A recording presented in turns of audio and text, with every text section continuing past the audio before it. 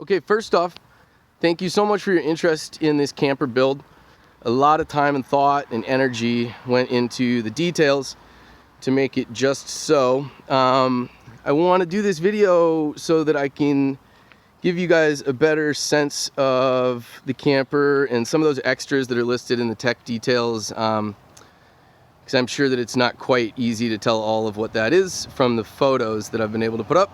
So here we go. Let's start in the back. So Torklift steps, best brand in the industry for this. Nice and sturdy, lightweight. They fold up and stow right on the back, so you don't need to screw around with pulling them out and putting them up. You got a screen door here, which is great. Allows you to keep the bugs out and still get all that nice light and enjoy the camper. High mounted backup camera, all LED fixtures all around. I'll be showing you more of those as we go. All right. Okay, so first things first, I guess, let's get some light in here. One of the things that were added to this are these blackout curtains. It can be really, really tough sometimes to be able to keep lights out and all of that. And since I've put these in, I've gotten wonderful night's sleeps in here. Also added these nice little magnet hold downs, which make it super easy for those to retract. 20% tint all the way around. You can see that right there. Makes a huge difference in terms of protecting the UV from damaging anything inside, as well as keeping you cooler and giving you a bit of privacy. In here's the bathroom. Wet bath, decent size for a truck camper, certainly. Max Air vent cover on top of the factory fan, which worked really well. It's a Jensen. And that Max Air vent allows you to keep the vent cover open while you're driving without any risk of damage to your vent cover or getting water in. So you're able to really, really evacuate and the air and pull a lot of good fresh air through. So that was a really nice improvement. Shower curtain, obviously. Back here is the auto close feature, or hold close I was talking about. It's simple, it's Velcro, but what it allows you to do is never worry about blocking that and having this thing slam around while you're driving. The other benefit is it means that you default to having air being pulled through the entire coach. Back here, great tall hanging storage. Allows you to dress basically however you want while you're traveling in this. Fire extinguisher, heat register, really nice large refrigerator and freezer. There's the freezer, refrigerator. They get plenty cold, haven't had any issues with them. Nice auto mode as well. It will pick the most efficient fuel that you have available to be running on at any given time. So if you're on shore power, it's using that. If you're not, it'll use LP, and then as a last resort, it will go to the coach battery. Got more storage down here. This is the electric jack remote. We'll talk about that a little bit more. Nice storage down there. Let's see. All right, the oven and the range. Really nice, quite large 3-burner range for the space. Same is true of the oven. They work great. I haven't had issues with either of those. Again, LED upgrade everywhere. So there, nice strong hood fan. Again, your monitor keys so that you can keep track of what's going on. Water pump on off. More storage, pantry storage up here. Over here, well, we'll do this one now. So this tablet controls this Bluetooth over here, which I've been using as the stereo, and it works really well. It's got great sound, and you can just hook up to the Wi-Fi wherever you are. This is the weather station, the secondary unit, so shown right here, 57 degrees right down by the water pump. I added this secondary sensor so that I could keep track on it during winter months, when you need to be more considerate about keeping the heat running and whatnot, to address potential freezing issues. That said, while being careful about how I've done it, I've spent 9-degree nights in here without any trouble and stayed perfectly comfortable. Moving right along, You got paper towel, more storage. Up here is some of the dedicated storage, dedicated functional storage I was talking about. Those, and then this one's really great. So you get where you're going, and everything actually is where it's supposed to be. Your plates, your glasses, your bowls. Anyone that's ever camped in an RV knows that it's pretty frustrating to have everything rolled all over the place when you finally get where you're going and just want to make some dinner. I had salt and pepper shakers in there. That works really well. This is a fix, so again, you stop wherever you're going and you've got everything you need already set up. I use this for produce. It's nice, keeps everything in there, doesn't bruise it. GFI outlet, nice large sink. Great water pressure in here as well. Let's see, more storage. All the manuals for all the OEM equipment on here, as well as all of the add-ons and extras, including the generators and everything like that. More storage. Let's see, under here, you got the under sink area. I run a desiccant. You can see it back there behind the dish soap. It helps pull all the moisture out of the air. I recommend that you do the same. Garbage bag holder. Keeps it out of the way. Silverware, charging cord for that tablet as it comes with it. Shoe storage under here. Nice little spot and a step to get you up to the bed. More storage down under this area. Yet more storage. All right, let's talk about the upholstery now. So this upholstery, anyone that's ever spent much time in RVs probably knows that it mostly looks pretty much the same and none of it's really too spectacular, attractive, or holds up all that well. So I decided I wanted to have outerwear material used for the benches, and then that was carried through to the valances to match in the dining and kind of front entryway. So this is all outerwear material. It will hold up really, really well, clean really easily. Nice leather accent. Same up there. One other difference is the Velcro is sewn to the back of these cushions. And typically from the factory, they'll come glued, or the sewing will rip out and you're left with cushions that constantly fall over, and it's very frustrating. So nice improvement. Made life a lot easier in here. More storage right under there. Not going to pull it the rest of the way up, but it gets you back into the some of the plumbing, as well as a great spot to keep a little space heater, potentially for those colder months, should you need it. The breaker box. All right. Okay, moving into the bedroom area. So, again, the factory material used for the valances and the headboard was the same material that I wasn't a huge fan of up in the dinette and the valance up in the front area. So had these cedar headboard and valances made. They work really nicely. They hide the blackout shades that are up here as well. New bedding and a foam mattress. Put a 10-inch Blackstone memory foam mattress in, and it's made an enormous difference in terms of the quality of rest inside of the camper.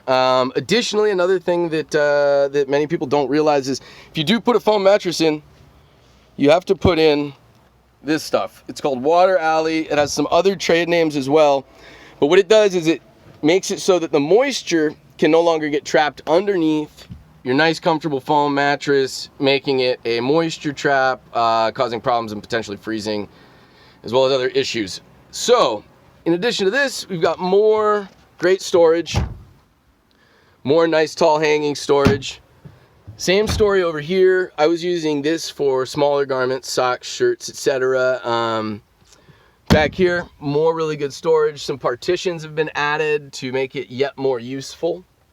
Up top, you'll see this cover. It is covering the egress hatch, but don't worry, it still comes down very, very easily. And not only does it make it look quite a bit nicer, but it also addresses a chronic issue with campers in the winter, which is warm inside, cold outside, and the highest, coldest spot is right above the bed. So it condenses, collects water, and then drips on you. So the beauty of this is none of that moisture can get up there. So, and should you ever need to, hopefully you don't, the egress is still very, very easily accessible. Let's see. Last order of business in here, I believe, all new detectors. The CO2 detector's right there. Smoke detector.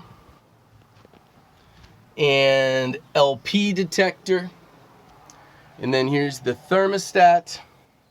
And I believe that wraps up for in here. We'll see. Oh, one more.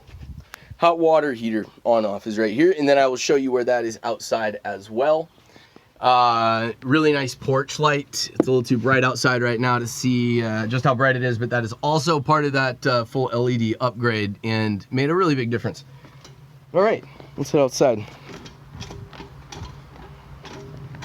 Okay, so one of the first things that you'll notice about this is there's storage under the door, which is pretty atypical for campers. It's a basement model, which makes it a bit taller, but it also adds that much needed space back in. This Rubbermaid container right here rolls, it fits nicely. My plan is to send it with it, should whoever buys it like to use it. These blocks on the right are used for jacking.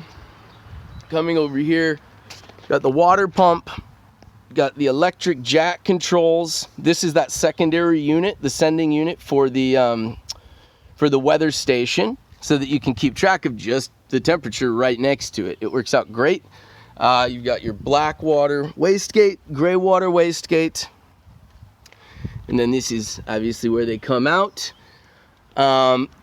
The factory 7-pin connection on this aftermarket flatbed, as well as the OEM backup camera sensors that were moved over from the factory bumper.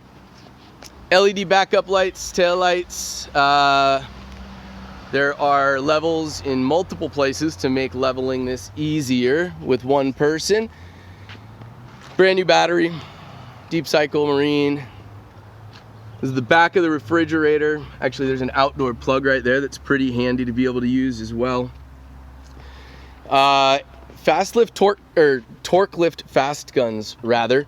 These are really nice because you're able to keep the linkage length and pop it on and off really quickly. Otherwise, you have to back them out and screw them out, and it really takes a lot longer. One more thing, in addition, all of the Torklift products also have the Torklift Locks, which work really nicely. Long locking storage on this side. That box is continuous, actually. So there you go. So you can put nice big stuff in there. I used it mostly for snowboards. You can do golf clubs, whatever you want. It adds a lot of great storage. In addition, there are underbody boxes on both sides.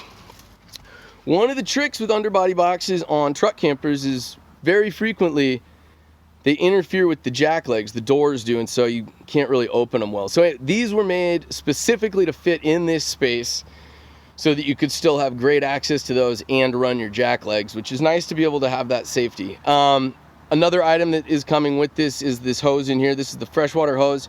It's a pressure reducing valve on the end so that you can run city water should you want to. I'll talk about that when I get to the other side. This is the Propane Slide. There is a regulator back there that I think you can see. There it is.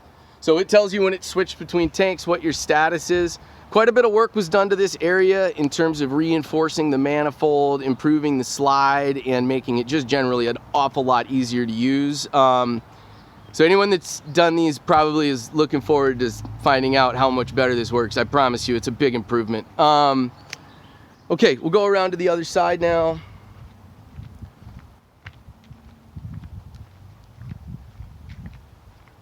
All right. This side's a little more exciting in my opinion. So the Tandem Generators, these locking boxes were made specifically to fit, so you're able to get access to everything you need to run them. You can pull these top lids off, slide them out of the way to fill them with fuel, and they are completely secure. I have no concerns about having them exposed like this, and the best part about it is you're still protecting the generators. Many of the generator enclosure boxes that you can even buy that are professionally made are not really suitable for the airflow required. So when these were being designed, that was a really critical component. Really happy with how they came out. Exhaust is routed down and away so that you don't have any issues with it coming into the cabin or into the coach rather, while you're using it. Everything's been converted over to marine twist lock. This right hand one corresponds with the generator on the right, the left on the generator on the left. And then if you look in here, you can see the red, black, and green wires.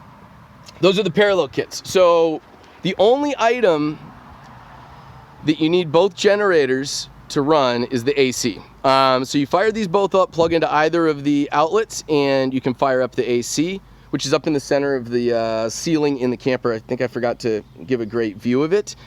Let's see what else on this. Is this locked up? Yeah. All right, the backup camera, diesel. Over here, this is where I store the sewage hose for dumping it. You can see that it's got the nice 90 on it so that you can actually get it set in there and not be quite so intimate with the process. That's the funnel that I use to fill the generators, and it works very, very well.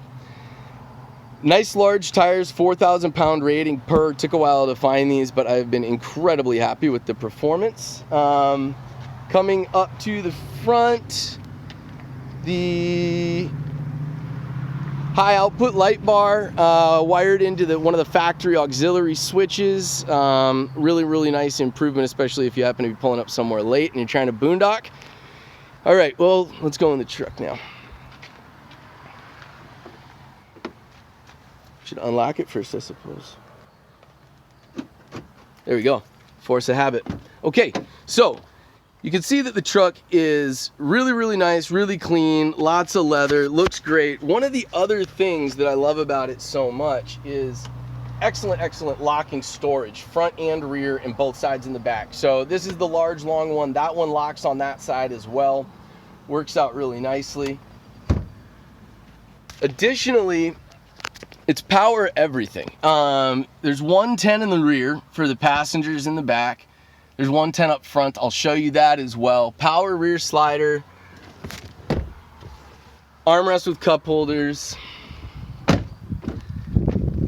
All right, so the backup camera hooks directly into the navigation. Automatically kicks on when you put it into reverse. It's a direct swap.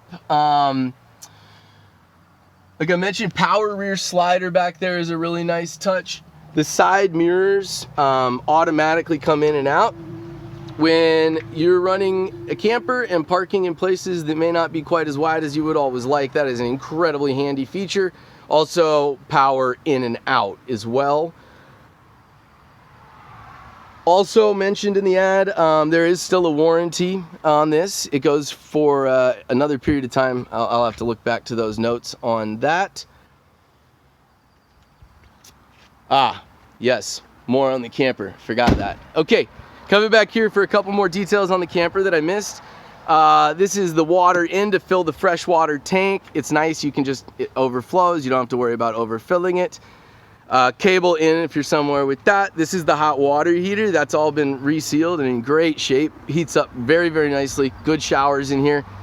This is the shore power connection. It comes out, and as I mentioned, it's been converted to the twist lock here, so you can actually get a weather tight connection. And I don't have any worries about driving down the road with the cord just tucked behind it, which is just yet one less thing that you have to do when you get to where you're going or trying to leave wherever you are. City water in, if you're in a situation where you want to just be running the water and not fill the fresh tanks on here.